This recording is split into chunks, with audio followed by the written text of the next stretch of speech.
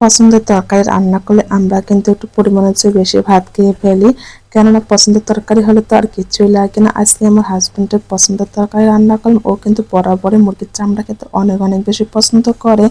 আর এই চামড়াগুলো কিন্তু অনেকদিন ধরে ফ্রিজে আসছে, ভাবছে আজকে রান্না করে তাকে খাওয়াই এবং তার সঙ্গে কিছু মাছও ভুনা করে নিয়েছে। এই তো আজকে আমাদের এগুলো দিয়েই সন্ধ্যার খাওয়া দাওয়া হবে। হ্যালো ভিউয়ার্স, আসসালামু আলাইকুম। আপনারা সবাই কেমন আছেন?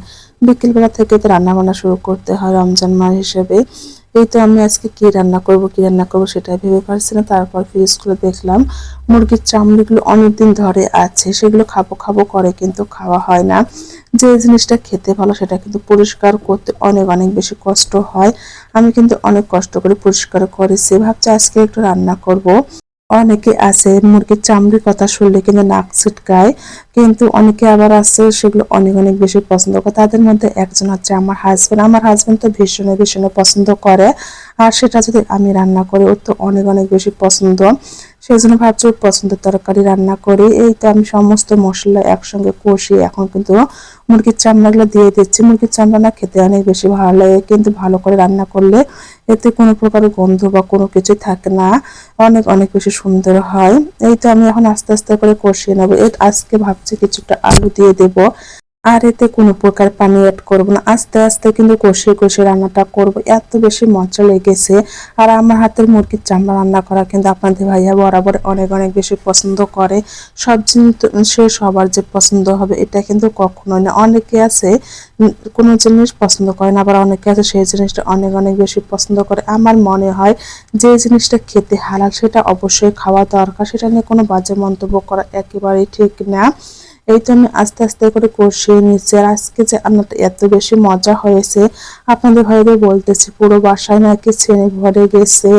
এইরকম প্রশংসা শুনলে তো অনেক অনেক বেশি আমি খুশি হয়ে যাই। এই তো আমার রান্না বান্না কমপ্লিট। এখন তো একটা বাটিতে করে ঢেলে নিচ্ছি, ভাবছি আর কি রান্না করব। তারপর ফ্রিজ থেকে কিছুটা পরিমাণে মাছ বের করে নিলাম।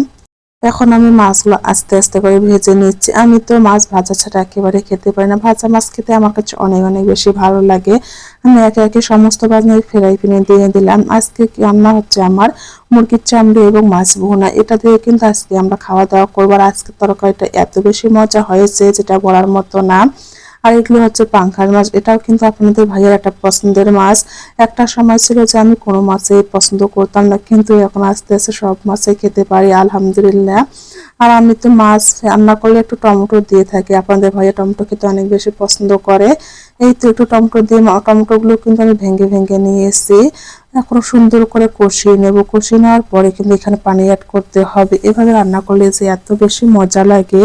নিজের রান্নার প্রশংসা কিন্তু আমি নিজেই করছি। আমি সবসময় নিজের প্রশংসা নিজেই করতে অনেক বেশি পছন্দ করি, কেননা যেটা দেখতে ভালো খেতে ভালো সেটার প্রশংসাটা অবশ্যই করতে হবে।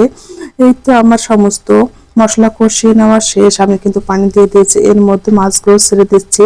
আর আমার সবচেয়ে যেটা পছন্দ সেটা আছে ধনিয়া পাতা। ধনিয়া পাতা না দিলে তো আমার তরকারির জন্য টেস্ট কখনোই বাড়ে না। এই তো আমি ধনিয়া পাতাগুলো দিয়ে দিলাম। আমি কিন্তু পানিটা এত বেশি রাখবো না, একটু কমিয়ে নেব, তাহলে না খেতে অনেক অনেক বেশি ভালো লাগবে। আমার রান্না বান্না কেমন লেগেছে আপনাদের কাছে অবশ্যই জানিয়ে দেবেন। দেখতে দেখতে কিন্তু ভিডিও শেষের দিকে। এই তো আমার সেই লোভনীয় রান্না। সবাই ভালো থাকবেন, সুস্থ থাকবেন, আল্লাহর কাছে এই কামনা করি। আল্লাহ হাফেজ।